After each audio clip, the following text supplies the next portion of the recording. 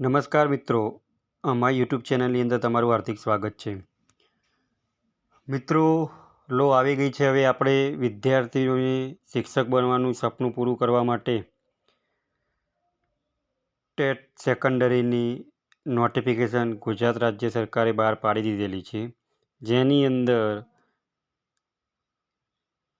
આ ભરતી ભરવા માટેની ફોર્મ ભરવા માટેના શરૂ થવાની તારીખ ક્યારથી થાય છે, આ ફોર્મની અંદર તમારે લાયકાત શું માગેલી છે, આ ફોર્મની અંદર પ્રાથમિક પરીક્ષાની તારીખ કઈ છે અને મુખ્ય પરીક્ષાની તારીખ કઈ છે એ તમે આ વિડીયોની અંદર જોઈ શકશો. તો મિત્રો,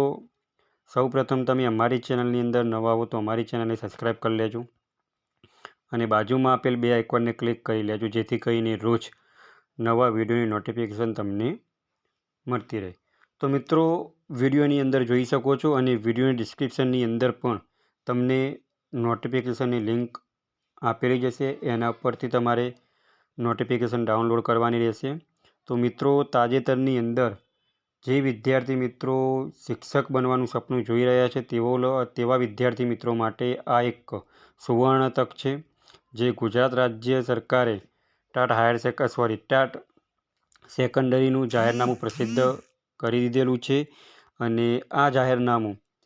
પ્રસિદ્ધ એટલે કે 12/2/2026ના રોજ અમને નોટિફિકેશન જાહેર કરી દીધેલી છે અને ટેટ સેકન્ડરીની જે ઉમેદવારો માટે ઓનલાઈન રજિસ્ટ્રેશન ફોર્મ ભરવાનો જે સમયગાળો છે એ 18/2/2026થી 27/2/2026 છે, એટલે કે ફોર્મ ભરવાની શરૂઆત તારીખ 18/2/2026થી ચાલુ થશે અને આ ફોર્મ ભર્યા બાદ તમારે જે ઓનલાઈન ફી ભરવાનો સમયગાળો છે એ તમારે 28/2/2026 સુધી તમે ઓનલાઈન ફી મિત્રો ભરી શકશો. હવે મિત્રો વાત કરીએ તો આ ભરતી માટેની પ્રાથમિક પરીક્ષા ક્યારે લેવાશે, જે OMR પદ્ધતિથી લેવાય છે, એની તારીખ પણ અહીંયા ગુજરાત સરકારે જાહેર કરી દીધેલી છે, જે 26/4/2026ના રોજ લેવાશે અને જે મુખ્ય પરીક્ષા છે એ જૂન 2026ની અંદર લેવામાં આવશે. મિત્રો, હવે શૈક્ષણિક લાયકાતની વાત કરીએ તો મિત્રો, આ ભરતી ભરવા માટે તમે graduation plus bachelor of education એટલે કે તમે તાલીમી લાયકાત ધરાવતા હોવા જોઈએ, એટલે કે તમે BEd પાસ કરેલું હોવું જોઈએ. અને મિત્રો, જે મિત્રો BEdના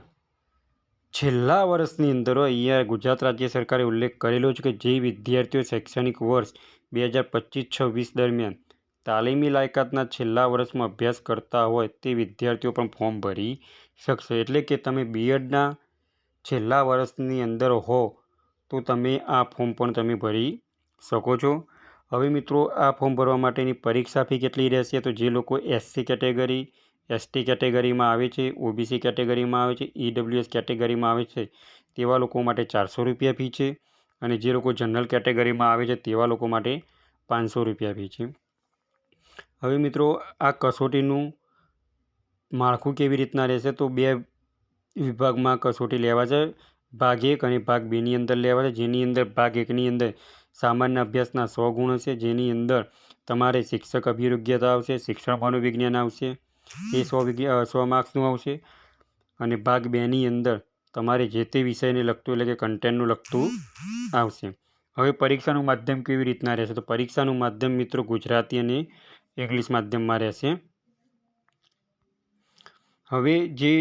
મુખ્ય પરીક્ષા લેવામાં આવશે, જે લોકો પ્રાથમિક પરીક્ષા પાસ આઉટ કરશે એના પછી તમે એમની મુખ્ય પરીક્ષા આવશે, એ મુખ્ય પરીક્ષાની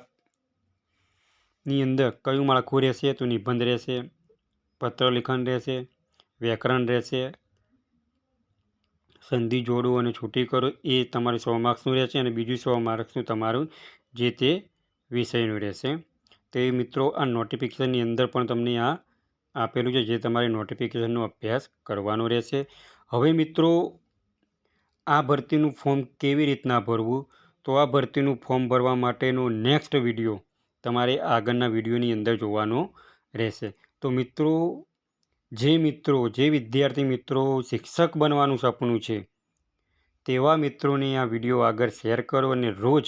ગવર્મેન્ટ જોબને લગતા વિડીયો અને ટેકનિકલના વિડીયો જોવા માટે અમારી ચેનલને સબસ્ક્રાઈબ કરતા રહો. જો મિત્રો તમને આ વિડીયો ગમ્યો તો લાઇક કરજો, શેર કરજો અને સબસ્ક્રાઈબ કરજો. Thanks for watching the video.